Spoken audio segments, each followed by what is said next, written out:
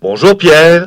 Oui, Robert, Marc-André. Allô? Tu ne retrouves pas ta Catherine habituelle ce matin, c'est encore moi qui est dans tes jambes. Effectivement, toi et la vertu. Oui.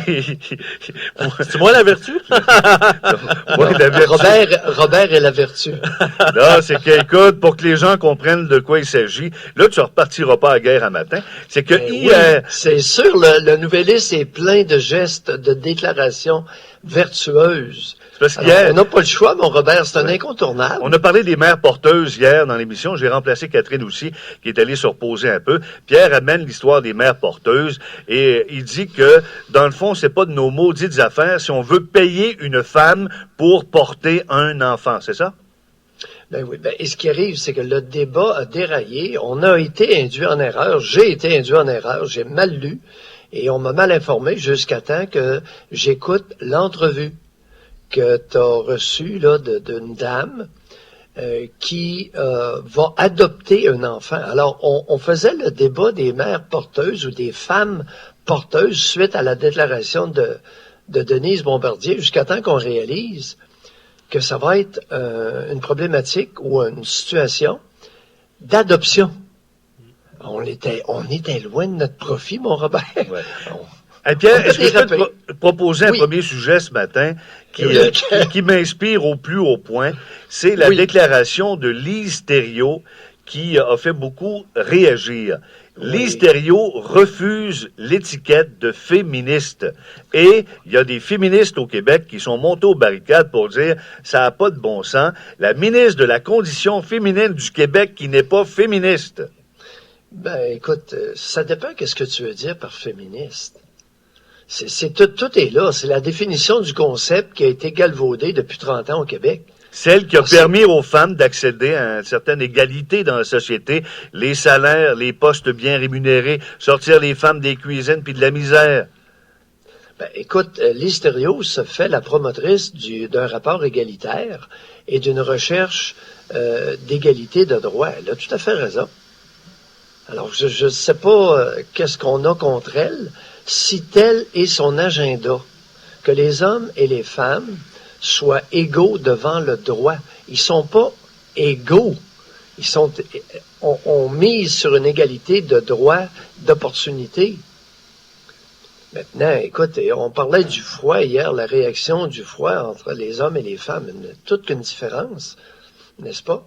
Ouais. C'est assez évident que les hommes s'adaptent beaucoup plus facilement au froid. Si tu envoies des femmes travailler sur des chantiers de construction l'hiver, pas sûr qu'elles vont être capables d'être fonctionnelles. Pas sûr. Le mouvement féministe a encore sa raison d'être. On met quelques exceptions. Là. Il y a toujours des exceptions. Ouais. Maintenant, Lise Thériault, son point est clair. Elle favorise, et moi, à titre de psychiatre, d'expert du comportement humain, entre les conjoints, c'est évident que je vais toujours parler en faveur du rapport égalitaire entre conjoints. Oui, mais Dr Mailloux, j'ai l'impression qu'il y a certains Québécois qui s'attendaient à voir Lise Thériault dire « Je suis pour véritablement l'extension du rôle de la femme dans la société, voire même l'expansion du rôle de la femme. » Ben oui, mais l'expansion vers quoi, Marc-André? Qui plus est? Oui, la domination.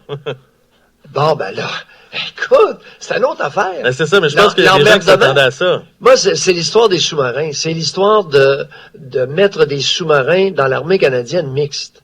Les deux sexes. Avez-vous réfléchi 2 minutes à ce que ça veut dire? Dans un sous-marin, les deux sexes, pendant 4 mois? Avez-vous réfléchi?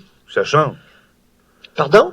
Et ça change. Ça va chatouiller à l'équateur. Ouais, les femmes ont leur quartier. Alors moi, ce que j'ai suggéré, c'est que si les femmes, vous voulez agir comme sous-marinières, alors on va vous organiser un sous-marin de femmes, mais les hommes vont rester entre eux. Non, mais qu'est-ce que...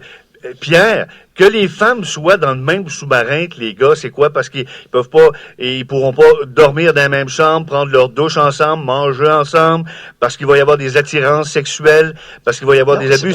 Qu'est-ce que tu veux dire? Dans un sous-marin, c'est extrêmement exigu. On est toujours en train de se frôler. Je ne sais pas si tu as déjà monté à bord d'un sous-marin, mais il y en avait à Halifax, là. C'est extrêmement exigu. Oui. Alors, tu te frôles tout le temps. Mais si t'as pas d'intention, il n'y a pas de problème. Et le gars, si t'as pas d'intention, Robert, t'as 24 ans, et tu frôles une femme, tu y frôles les fesses en te déplaçant, et t'as pas le choix. Écoute, c'est sûr que tu bandes automatiquement. Ben là... Les gars vont se promener toujours à moitié bandés dans le sous-marin. Oublie pas l'uniforme, La Robert. réalité humaine, messieurs, allumée. Alors là, j'espère que ce matin, là, vous allez me tromper. Non, mais es-tu capable de frôler une femme sans bander nécessairement? À 24 ans, c'est très difficile. Je pense que ça fait longtemps que tu n'as pas eu 24 ans, toi, là. Non, ben écoute, j'ai déjà eu 24 ans, puis je suis capable de faire un nœud de Marc-André, aide-moi un peu. Ouais. Non, mais moi, je suis de votre bord quand même sur le fait que si on met des hommes et des femmes trop longtemps ensemble, c'est possible qu'à un moment donné, il se développe une attirance, surtout quand c'est dans un lieu confiné comme un sous-marin. Par contre... De là à avoir une érection chaque fois qu'on frôle une femme, je suis un peu partagé. Il y en a là, que ça va être pas mal plus l'inverse, ça va s'en aller vers le sud plus que vers le nord. Oui, voulant dire que ça bandera pas fort. Écoute, la Norvège essaie de faire la preuve de ça, que la promiscuité homme-femme amène les hommes à considérer ces femmes-là comme leurs sœurs. Écoute, c'est des pirouettes absolument incroyables. Alors, il y a des réalités, il y a certaines réalités. Maintenant, comme j'ai mentionné, si les femmes veulent agir dans certaines positions, pourquoi qu'elles ne forment pas des équipes? Vous souvenez-vous de l'histoire de Manon Réaume avec Phil Esposito? Vous êtes connaisseurs de ça, vous autres? Ça a été la farce du siècle, ça. Ouais. On voulait introduire des femmes dans la Ligue nationale avec les hommes. C'était une joke, ça. C'était pas de calibre du tout. De très mauvais goût. Mais là, regarde, alors, qu'est-ce qui est arrivé, c'est qu'on a fait du hockey féminin. Ouais. Je veux juste rappeler le débat, Pierre, là. Oui. Okay? On peut-tu, s'entendre que les hommes et les femmes, puissent cohabiter sans qu'on ramène toujours ça à une question de sexualité? Non, ça marchera pas comme ça. D'abord, il ça va y avoir la pas. biologie. On peut-tu? Non, tu pourras pas. Non, c'est pas une question de s'entendre, c'est une question de respecter les biologies respectives. On peut-tu évoluer? On peut-tu castrer tous les jeunes hommes? Oui. Alors, vous pouvez essayer. Continuez. La société québécoise est un modèle matriarcal et la femme domine. Elle veut dominer, dans bien des cas, pas toutes, mais beaucoup veulent dominer. Et pour dominer, elle doit castrer les petits garçons. Continuez, j'ai pas de problème. Okay. Mon rôle, moi, c'est simplement de vous en informer de ce que vous faites. Mais si vous voulez continuer, mais venez pas vous plaindre que vous serez incapable d'avoir des rapports égalitaires entre conjoints. Tu ne peux pas castrer des garçons et ensuite espérer un rapport égalitaire entre un homme adulte et une femme adulte. Non. Je reste dans le domaine du sexe, si tu veux, Pierre. L'ancienne Baroque à Trois-Rivières se retrouve sur la liste noire d'une organisation qui s'appelle le Conseil d'éthique de l'industrie québécoise des boissons alcoolisées pour sexisme et exploitation de la sexualité.